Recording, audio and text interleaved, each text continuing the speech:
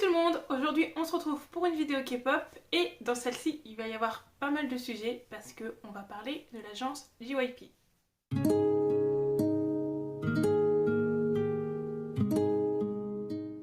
Donc on va plus particulièrement parler en fait de la façon dont JYP gère ses groupes parce que je pense que tout le monde en a déjà entendu parler au moins une fois d'un drama ou d'un problème qu'a eu JYP par rapport à la gestion de ses groupes. Donc on va parler de polémiques qui concernent donc le directeur en lui-même, donc des comebacks à répétition qui sont épuisants, des hiatus que prennent les membres parce qu'ils sont complètement épuisés, des nombreux problèmes de santé qu'ils ont aussi.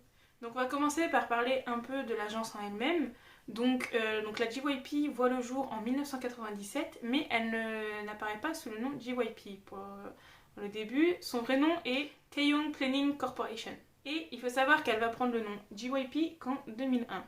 Et pourquoi JYP? Parce que la personne qui l'a créé s'appelle Park Jin-young. Donc on met Jin-young Park, JYP. Donc la JYP, comme beaucoup le savent, fait partie des 4 grands dont font partie la YG, la SM et HYBE. Donc il faut savoir que JYP est quand même une entreprise assez étendue parce qu'elle a des succursales donc aux USA et en Chine qui permettent de recruter des membres autres que coréens pour les former et ensuite les injecter dans les groupes de l'agence principale. Il faut savoir que JYP a beaucoup de liens dans les autres agences. Il est très proche de la Cube Entertainment. Il a fait participer l'ancien directeur de la YG dans le survival des Stray Kids. L'agence a aussi toute une partie concernée par l'acting. Donc Suzy, le temps qu'elle y était chanteuse, après a décidé de s'y mettre à la JYP acteur pour ensuite partir dans une autre agence. Mais il y a aussi Shin Hee-yoon, qui est tout simplement la jeune fille qui a tourné dans Is Psychometric. Autant dire que c'est une agence qui a déjà assez grandi en Corée, et qui dit grosse agence dit aussi beaucoup de drama et beaucoup de problèmes. La première chose qui pose problème, c'est la réputation qu'a le directeur de l'agence, Park Jin-young. En 2018, il a été accusé de faire partie d'une secte, et pas n'importe quelle secte, mais la secte du salut, qui aurait des liens avec la tragédie du Sewol dont je vous ai parlé dans une vidéo précédente. Dispatch déclare même que JYP aurait tenu une de ces réunions, donc avec les photos à la pluie, et que ça aurait été une réunion pour recruter de nouveaux membres. Bien sûr, Park Jin-young a répondu dans un communiqué: une réunion d'une secte du salut? Je paye pour louer un espace et enseigne moi-même une étude biblique. Et vous appelez cela une réunion du secte du salut? 100 personnes se sont réunies pour assister à ma conférence, et parmi elles, il y avait quelques membres de la secte du salut. Parce qu'ils ont indiqué vouloir entendre de ma conférence. Et vous appelez ça une réunion de secte du salut? Moi-même et l'agence JYP Entertainment n'avons aucune relation quelconque avec la secte du salut, mais vous dites que j'en fais partie. Mais autre ça, donc il y a d'autres scandales, mais ce qui pose souvent problème, c'est la façon dont agit ce dernier. Beaucoup le trouvent dérangeant, déjà par ses musiques à caractère sexuel telles que Who's Your Mama. Clairement, on voit des filles très peu habillées, la chorégraphie est assez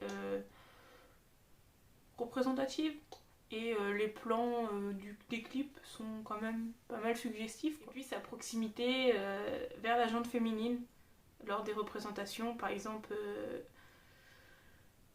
lors des mamas, quand il a fait la représentation avec les mamamous, aucun souci à tenir Wassa sur ses genoux. Bon, vous allez me dire, ok, c'est une représentation, mais donc avec déjà ce qui le précède, parce que c'est pas d'aujourd'hui que les gens trouvent son comportement dérangeant, et lui il continue à utiliser ça en ayant des comportements un peu... Voilà. Donc un des nombreux points que je vais aborder, c'est tout simplement les comebacks à répétition. C'est d'ailleurs ça qui m'a donné en fait l'envie de faire la vidéo. C'est que beaucoup d'internautes en fait se sont plaints des comebacks à répétition pour les groupes de la JYP. Et dans ces cas-là, je vais surtout prendre l'exemple des Twice et des Stray Kids, parce que je pense que ITZY et les autres groupes ont encore un peu de lest, mais c'est surtout représentatif avec les Twice, parce qu'elles font un comeback, elles font leur période de promotion, et tout de suite après elles ont un autre comeback japonais, parce qu'elles ont 2 carrières, donc la carrière coréenne et la carrière japonaise, et chacune a son comeback avec sa période de promotion. Et j'ai noté là...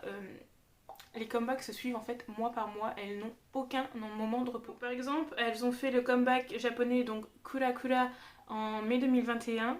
Elles ont ensuite enchaîné avec le comeback coréen Taste of Love en juin.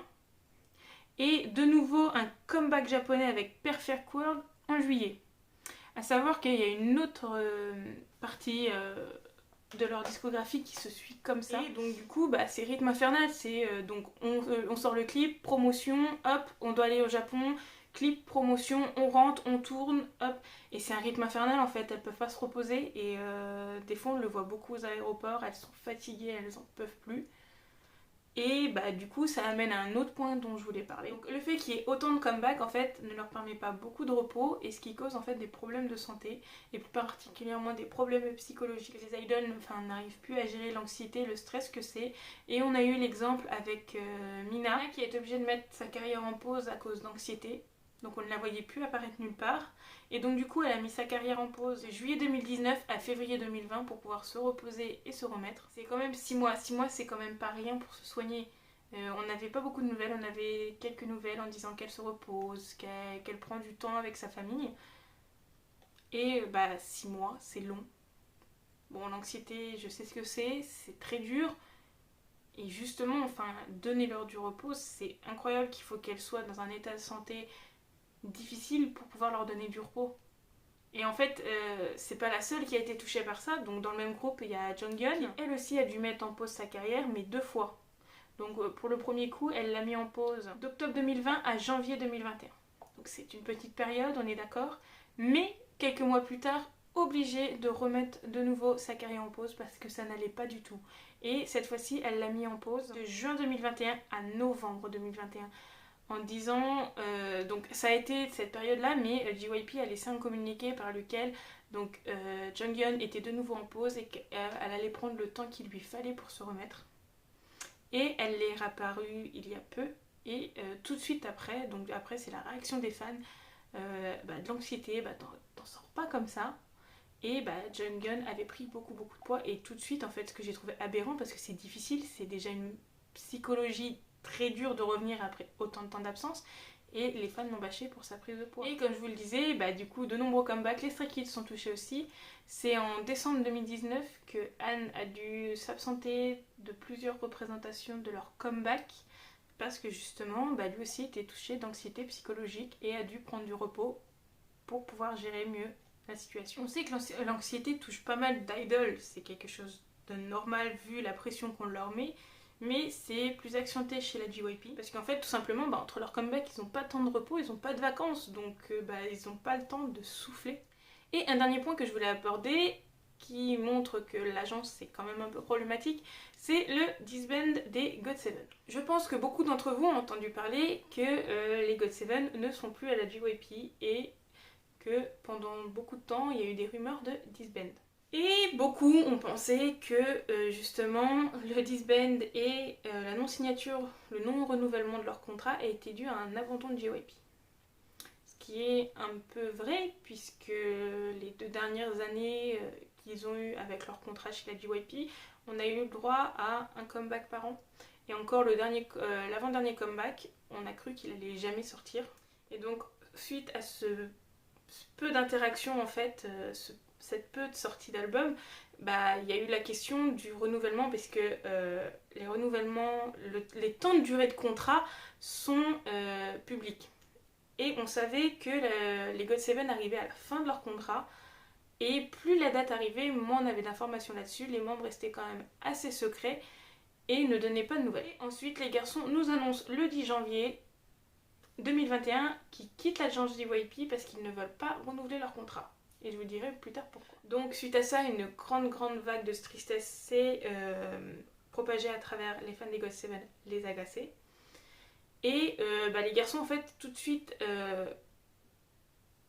ont voulu les rassurer et ont mis un hashtag en disant donc nous serons toujours les GOT7, en postant une photo de tous ensemble. J'ai trouvé ça tellement mignon puisque j'adore les GOT7. Et moi-même j'étais triste, je me suis dit, voilà, c'est un des groupes avec lequel j'ai commencé la K-pop et ils feront plus de musique. Et justement, si, ils continueront de faire de la musique.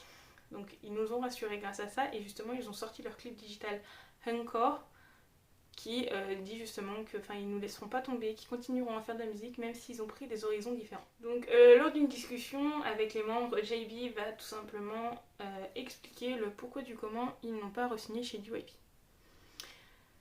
C'est tout bête, ils ont dit qu'ils étaient bien dans cette agence, qu'il n'y avait pas eu de soucis, que ça partait pas d'un gros drama, comme beaucoup auraient pu le penser. Non, non, c'est tout simplement que les garçons ne voyaient pas l'avenir du groupe pareil que JYP. En gros, les garçons allaient forcément se lancer en solo, dont certains s'étaient déjà lancés. Jin Young, JB avait un sous-groupe, Jackson était donc dans son propre label, mais il était signé chez JYP.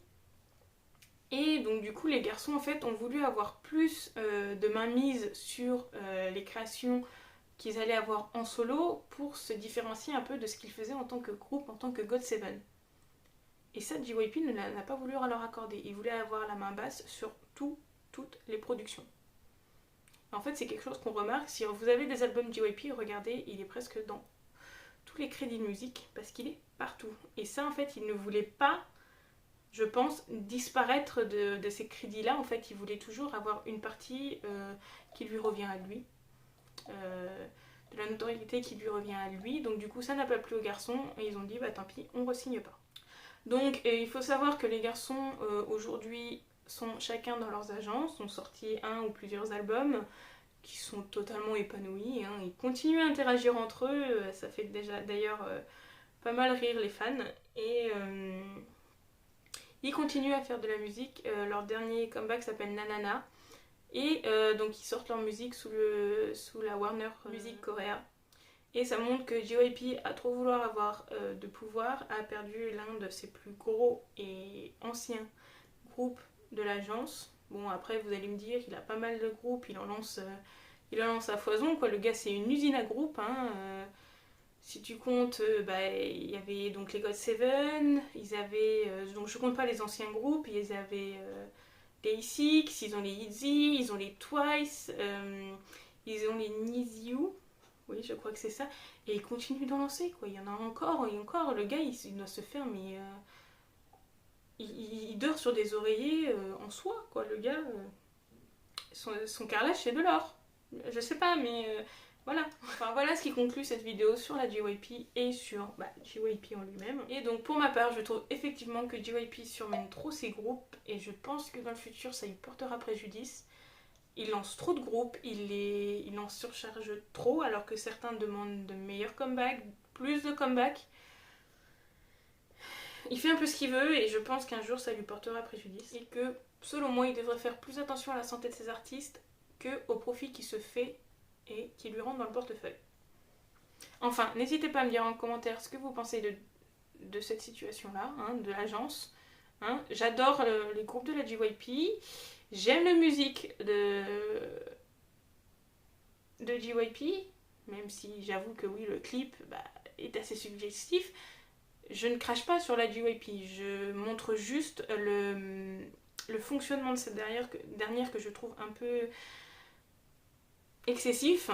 Mais vous, n'hésitez pas à me dire ce que vous pensez de la JYP en commentaire. N'hésitez pas d'ailleurs à me dire si une vidéo sur la façon dont on traite les Stray Kids ou d'autres groupes vous intéresse, ou une vidéo plus détaillée sur le disband des GOT7, c'est possible aussi. Enfin, donc n'hésitez pas à vous abonner. Bonne journée, bonne soirée en fonction à l'heure à laquelle vous regardez cette vidéo, et surtout, prenez soin de vous.